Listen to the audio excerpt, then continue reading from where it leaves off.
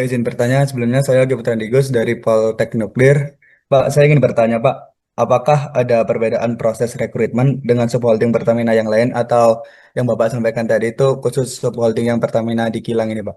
Iya, Mas Oki tadi ya, Mas Oki. Jadi eh, untuk tes, rangkaian tes maupun alat tes itu kita sama semuanya dengan subholding yang lain. Jadi Mas Oki. Jadi tadi ada 10 step itu sebenarnya rangkaian flowchart tadi itu. Ini berlaku semua sama. Kita melakukan tahapan ini. Namun biasanya nomor 6 ini biasanya ada top management ya. Jadi kadang-kadang ada juga SH yang ada wawancara top management sehingga wawancaranya 2 kali.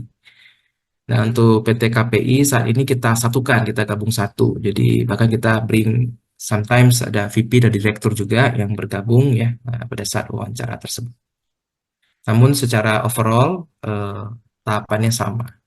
Eh, ya, jadi eh, mungkin berdasarkan dari slide yang mungkin sekarang sedang ditampilkan ini ya Pak, mungkin untuk tahapan dari rekrutmen ini sendiri kan di CV screening ya atau administrasi. Nah, sekiranya kira-kira untuk Baik, langsung jawab ya dengan Mas Aditya dari UPN Jogja ya. Jadi eh, jadi memang setiap SH itu punya kebutuhan yang berbeda-beda kadang-kadang ya. Jadi memang yang dilihat pertama itu biasanya jurusan. Jadi jurusan dan juga tadi akreditasinya apa dan juga IPK minimalnya terpenuhi apa tidak. Nah, eh, yang paling yang kami cermati memang banyak kandidat yang kita proses karena kebutuhan untuk jurusan tersebut pada saat itu belum ada gitu ya, jurusan. Tapi kalau secara jurusan masuk, pertanyaan berikutnya adalah IPK. Misalnya kalau IPK-nya lolos, ya berarti itu juga kita checklistnya masuk. Gitu. Nah, berikutnya lagi kelengkapan ya. Kelengkapan CV ini sebagaimana saya sampaikan, kadang-kadang rasio saya waktu saya pernah lihat tahun lalu itu 50% ya. Jadi di KPI itu kadang-kadang berapa yang kita undang.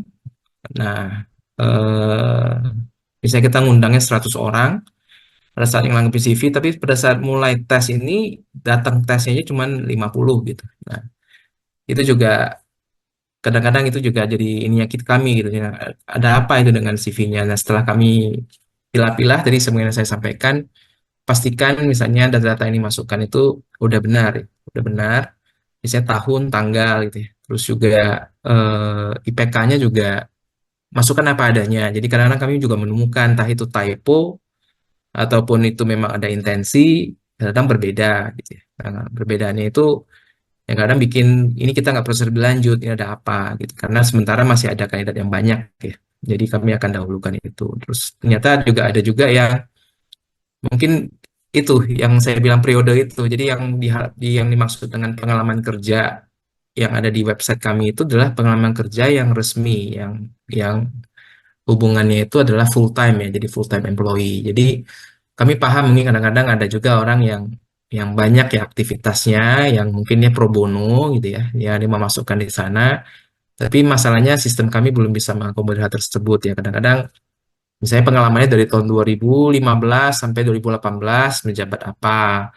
Nah, itu dia buat overlap tuh. Ada juga tahun 2016 sampai 2020 dia itu pro bono sebagai apa. Nah, itu kami tidak bisa membacanya di sistem. Itu barangkali Mas Adit. Jadi mungkin yang dilihat itu adalah kebutuhan jurusannya, minimum persyaratan yang perlu tercukupi, dan kelengkapan datanya agar dipastikan lengkap.